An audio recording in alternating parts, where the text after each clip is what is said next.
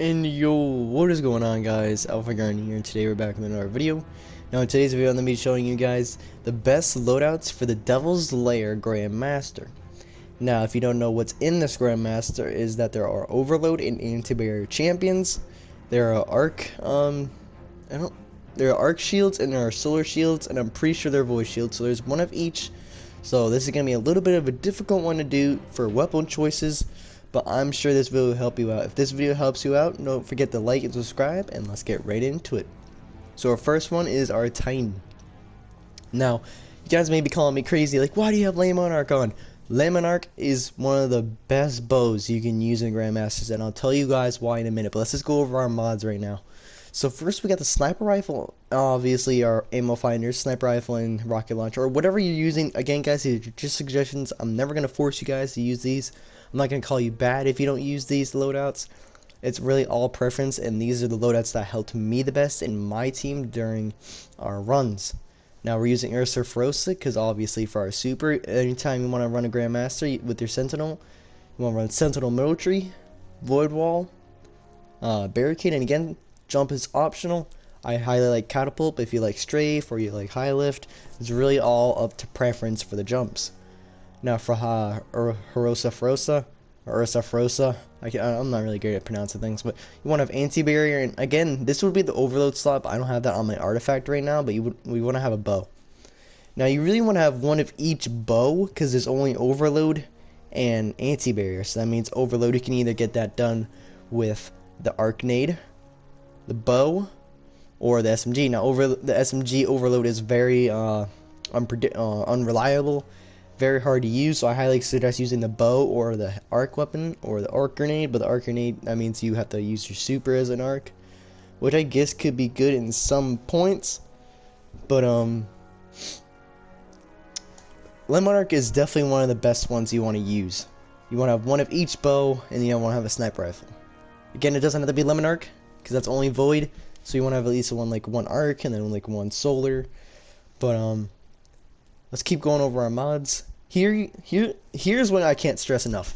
This is gonna be where you have to put these on. Or I don't push these. I don't force these at all. But I will force these mods. You do want arc resistance and you do want sniper damage resistance. These are high priority. There are a lot of snipers in this, and there are a lot of arc damaging weapons in this game. And those snipers will one-tap you. If you watch my streams, I have learned from my mistakes. You want sniper damage resistance. If you want to put it twice on, I don't know if you can put it twice on. Actually, you can put it twice on. If you want to put it twice on just to be safe, go right ahead. But arc resistance and sniper resistance is a must, people. Do ever forget that. Again, you have an extra slot right here, so on the put like checking charge, always make sure these 4 slots are taken just in case you have those. Sometimes you're not gonna have them. Again, for our legs, we don't need traction because it's a Grandmaster. This isn't PvP. Put sniper rifle scav, rocket launcher scav, or whatever guns you're going to be using, put those scavs on. And then again here, you can put on just drip suit. I can't even talk right now. Any mods right here. I don't really recommend any high ones unless you are using Sundering Glare. If you're using like a scout rifle for your anti-barrier, use Sundering Glare. Or if you're doing a stasis and 2 thunder crashes, which I don't highly recommend during this Nightfall or a Grandmaster. You can use focusing lens, but I highly suggest using Sundering Glare if you do end up using like a Night Watch or a scout rifle or a high rate fire weapon for your anti-barrier, or just for a weapon. And then again for your rocket, we have Lemon Arc and we got Succession. Now let me explain Lemon Arc. You guys are probably gonna call me crazy for using Lemon Arc. First, let me shout out the person who gave me this idea or showed me this strat, and that's Sephiroth333. Make sure you guys go check him out. I'll put his link in the description below. He does Grandmaster help, so hit him up on PlayStation.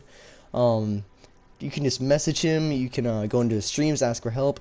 He may not be always guaranteed. He is a very busy man, so don't try and pester him or anything like that. I'm not trying to say go pester him until he gets you Grandmaster Conqueror seal. I'm not saying that at all. I'm just saying this, all credit to this person is Sephiroth. So, reason Lemon Arc is really good is 2 things. I think 3 or 2 things. I don't know. I didn't really count before starting this video. One of them is that it can be an overload weapon. Now this can be very useful, but again, it also takes away your exotic slot. But there's a lot of good purple weapons, like rocket launchers and the Succession. Really got a lot of good options out there, except for the exotic spot. And number 2, now this, me and my team actually went out and tested this, and that is the poison from the Lemonarch can take out the overload perk.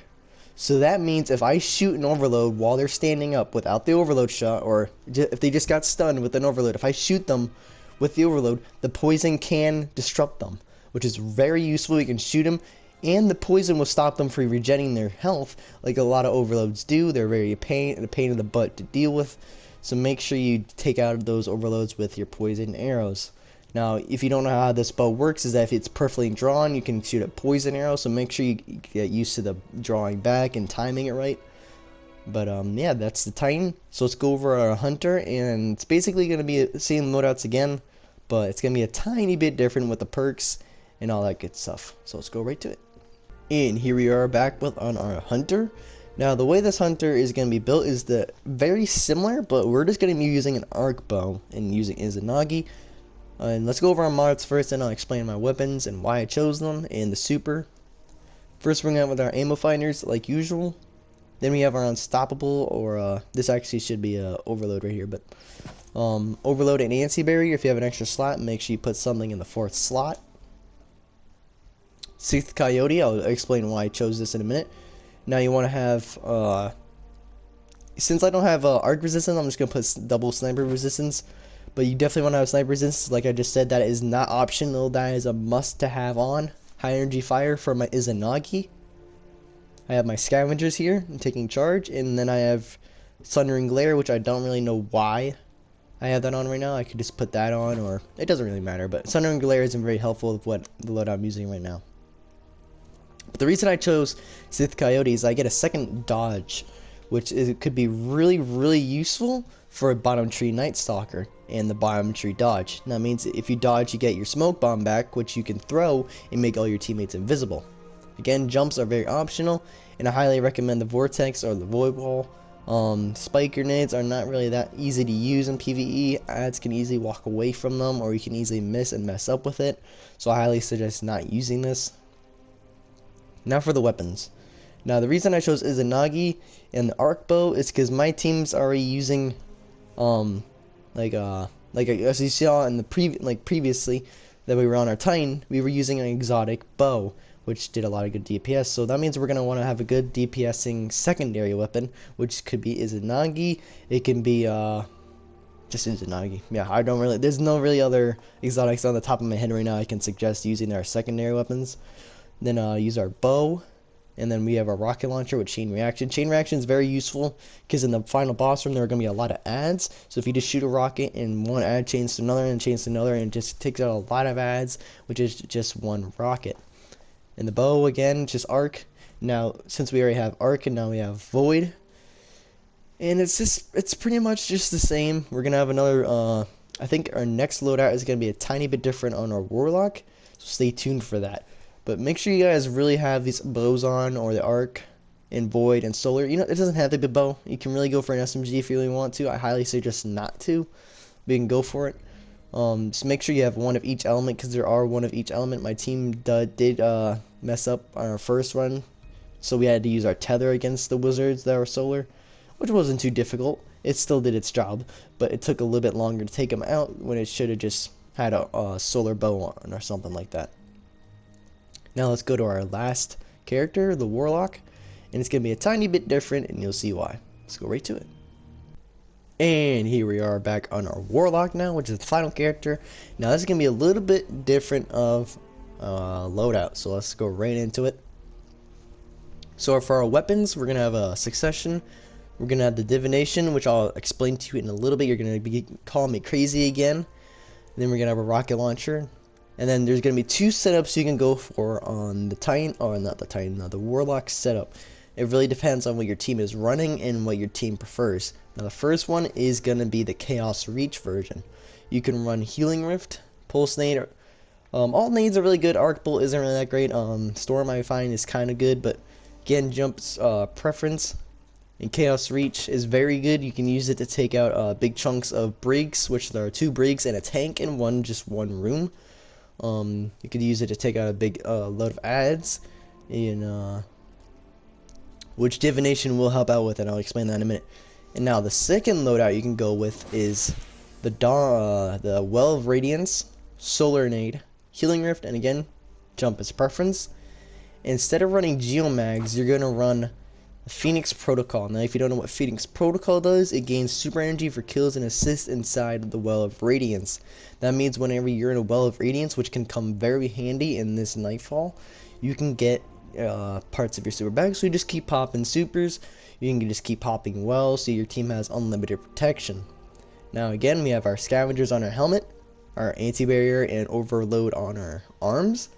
Again, here we have our sniper damage resistance, and again, I don't have arc on this one, so I'm just gonna put double sniper damage resistance.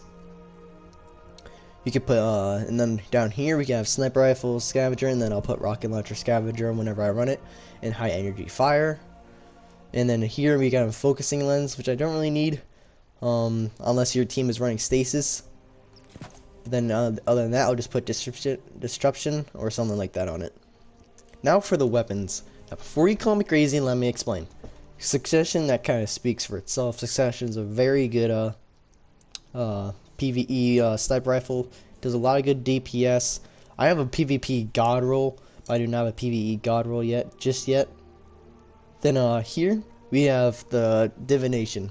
Now if you don't know what the divination does, is that when you shoot it from hipfire, it tracks the adds, and when you scope in and you shoot them, it blows up. Now that can make a big explosion, and it can take out multiple adds, it can set other adds on fire, and plus it's a solar, which you do need, and it can be very helpful taking out those wizards. And then we have a rocket launcher. But yeah, those are the basic 2 setups for the Warlock. Again, we have the Phoenix Protocol and the Well of Radiance, or you can have the Chaos and the Geomags. Now they're very easy loadouts to build. Again, just before I end this video, these are all preference. This is the way my team runs every week. I do have my Conqueror gilded, so if you want to take advice from me, out of all people, you could take advice from me. Again, shout out to Sephiroth for showing me that lane monarch strat on our Titan. It's a very good strat. I highly recommend it. I'll put his link in the description below to go check him out on Twitch. But hope you guys enjoyed today's video. Don't forget to like and subscribe, and I'll see you guys all in the next video. Peace out.